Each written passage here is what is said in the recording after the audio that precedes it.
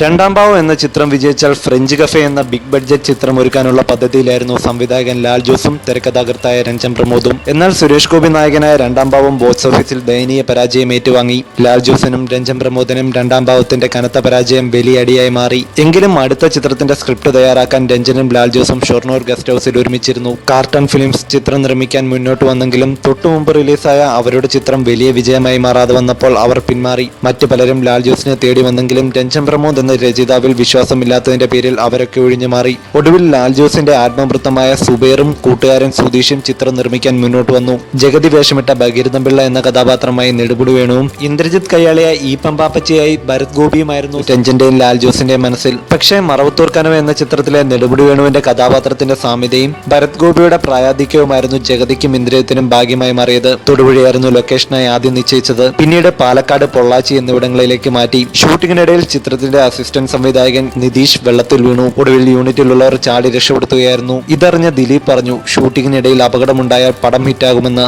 നായിക കാവ്യമാധവന് ഒരു Gulf trip ഉള്ളതിന്റെ പേരിൽ 2 ഷെഡ്യൂളിലായിരുന്നു ചിത്രം പൂർത്തീകരിച്ചത്. സ്ക്രിപ്റ്റിന്റെ പാതി വേളയിൽ സ്വർഗചിത്ര ചിത്രത്തിന്റെ വിതരണം ഏറ്റെടുത്തെങ്കിലും പെട്ടെന്ന് അവരും പിൻവലിഞ്ഞു. എന്നാൽ ദിലീപിന്റെ പറക്കം തളിക നിർമ്മിച്ച കലാസംഘം ഹംസ വിതരണം ഏറ്റെടുത്തു. ഷൂട്ടിംഗ് സമയത്ത് തന്നെ മീശമാധവൻ എന്ന പേര് ഉരുത്തിരിഞ്ഞെങ്കിലും ആരും ഇഷ്ടപ്പെട്ടില്ല. ഒടുവിൽ രചയിതാവ് ബാബു ജനാർദ്ദനൻ മീശമാധവൻ എന്ന പേര് പുതുമയോടെ വരച്ചുകൊണ്ട് എഴുതി. ഒരു മാറ്റവും കൂടാതെ അതേ എഴുത്ത് ചിത്രത്തിന്റെ ടൈറ്റിലായി ഉപയോഗിച്ചു. ദിലീപ്, കാവ്യമാധവൻ, ജഗതി, മാളാരവിന്ദൻ, കൊച്ചിൻ ഹനീഫ, ഒടുവിൽ ഉണ്ണികൃഷ്ണൻ, ഇന്ദ്രജിത്ത്, ഹരിശ്രീ അശോകൻ തുടങ്ങിയവരായിരുന്നു മുഖ്യവേഷക്കാർ. 2002 ജൂലൈ 4 പ്രദർശനത്തിനെത്തിയ മീശമാധവൻ വൻ വിജയമായി മാറിയതിനൊപ്പം ദിലീപിന്റെ കരിയർ ഗ്രാഫും കുത്തനെ ഉയർത്തിയിരുന്നു.